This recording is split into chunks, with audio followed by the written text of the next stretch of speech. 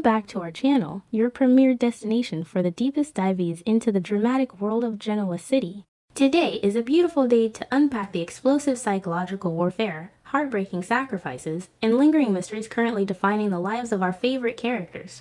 Settle in as we explore the intense emotional landscape shaping the future. The atmosphere in Genoa City has grown incredibly dense, suffocating under the weight of impending medical procedures, corporate bloodbaths, and the terrifying traps of unresolved trauma. Every corner of the city is currently vibrating with a tense, almost unbearable energy, as characters find themselves pushed to the absolute limits of their endurance. The intertwining narratives of physical survival and psychological preservation are creating a landscape where every decision carries catastrophic potential. It is a time of profound reckoning, where the ghosts of the past are actively dictating the terrifying realities of the present, leaving no family untouched by the sweeping tides of desperation and vengeance. Within the sterile, highly pressurized environment of the hospital, Kane Ashby is meticulously preparing to undergo a grueling surgical procedure that could serve as the ultimate salvation for Malcolm Winters. The atmosphere surrounding Kane is thick with clinical precision and heavy emotional gravity as he readies himself to donate vital organs and bone marrow. This medical intervention is far more than a simple biological transfer. It is a profound act of selfless heroism that carries immense psychological weight. Kane is willingly subjecting his own body to significant trauma, driven by a deep, unspoken desire to quietly redeem his past transgressions and provide a miraculous lifeline to a family that has historically viewed him with deep skepticism. The physical toll of the impending surgery perfectly mirrors the heavy emotional burdens he has carried for years. As the reality of Kane's monumental sacrifice sets in, Lily Winters is experiencing a profound and irresistible emotional metamorphosis. Watching the man she once deeply loved willingly step into the role of a medical savior is actively shifting the tectonic plates of her heart. The lingering resentments and bitter memories of their fractured past are rapidly dissolving, replaced by an overwhelming, tearful gratitude. The shared, terrifying crucible of Malcolm's critical medical battle has inadvertently forged a renewed, undeniable bond between the former spouses.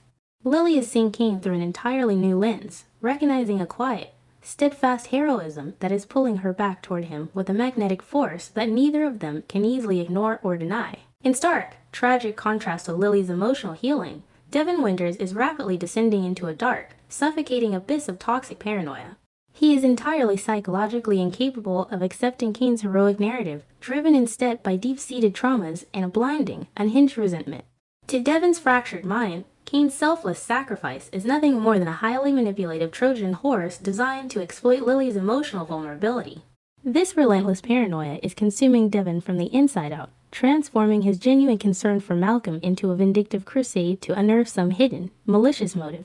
He is actively sabotaging the miracle of his father's impending survival, choosing to dwell in a dark, cynical reality where true altruism simply does not exist. This relentless, toxic narrative constructed by Devon is meeting a fierce, impenetrable wall of resistance from both Lily and Abby Newman. Lily is absolutely refusing to allow Devon's dark paranoia to poison the miraculous reality of Kane's life-saving intervention, fiercely defending the man who is about to save her father. Simultaneously, Abby is watching in profound, paralyzing horror as her husband morphs into a vindictive, hateful stranger right before her eyes. Abby's fierce backlash against Devon's unhinged behavior is rooted in a desperate need to protect their family's emotional stability from his escalating darkness.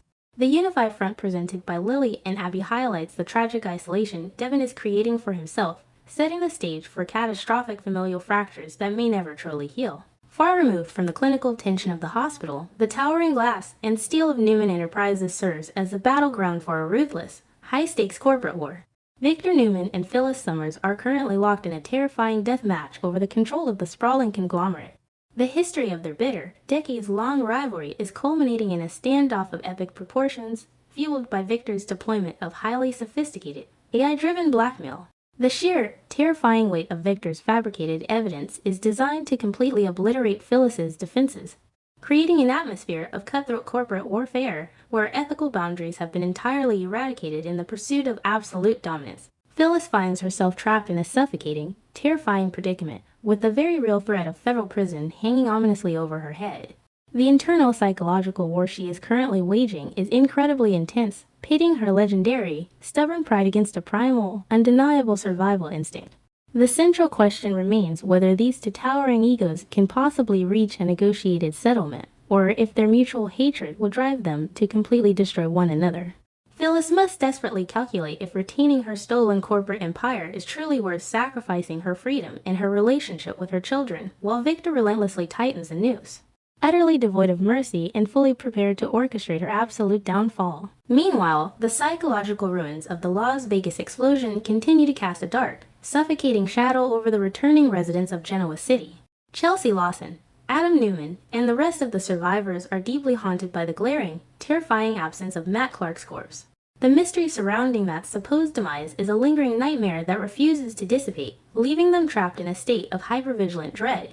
Without the definitive, physical proof of a body, Matt ceases to be a mere mortal enemy and transforms into an omnipresent ghost, a lingering, invisible threat that ensures the survivors can never truly let their guard down or find genuine peace in the aftermath of the fiery devastation. The primary source of information regarding Matt's fate is the blood-soaked, tearful confession delivered by Sienna Bacall, a narrative that is currently buckling under the weight of intense skepticism.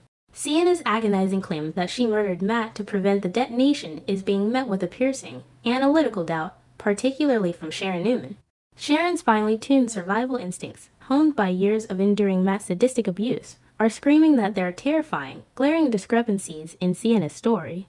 The lingering suspicion is that Sienna is trapped in a dark, coerced pact, unwittingly serving as a pawn in a much larger, far more sinister game orchestrated by a monster who is very much alive and simply biding his time. Despite the overwhelming skepticism and the high probability that Sienna is deeply entangled in a fabricated narrative, a careful analysis of her true psychological motives reveals a tragic, heartbreaking reality.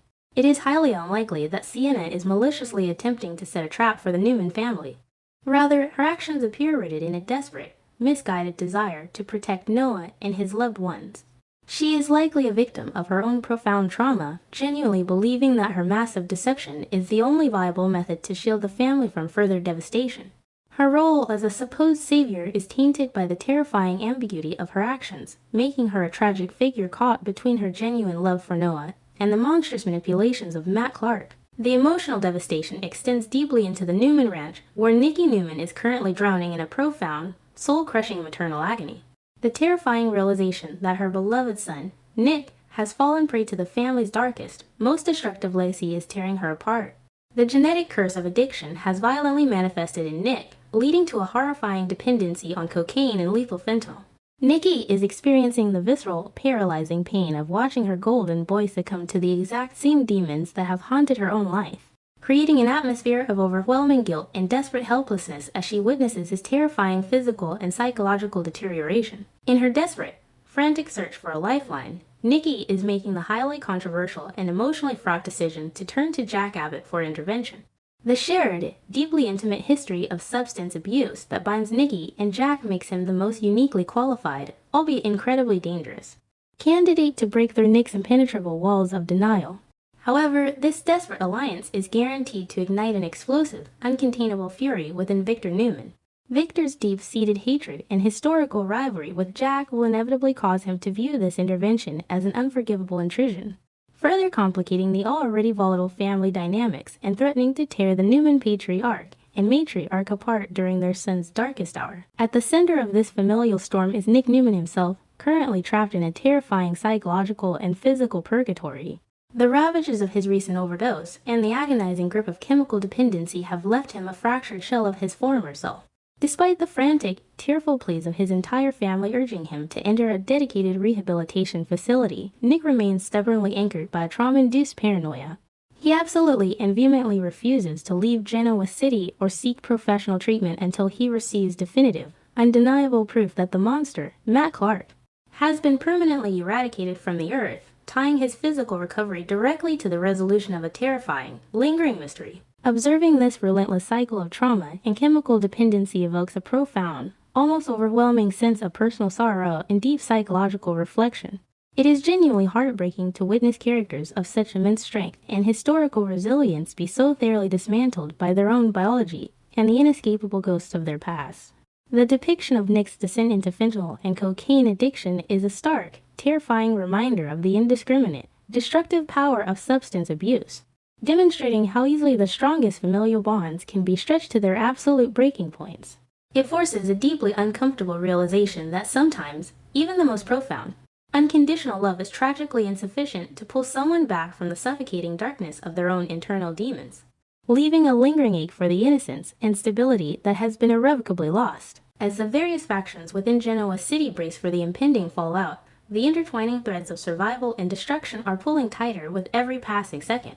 The ticking clocks of Kane's high-stakes surgery, Phyllis's impending corporate and legal doom, the invisible, lingering threat of Matt Clark's ghost, and Nick's incredibly fragile grip on his own survival are creating an explosive tapestry of dramatic tension.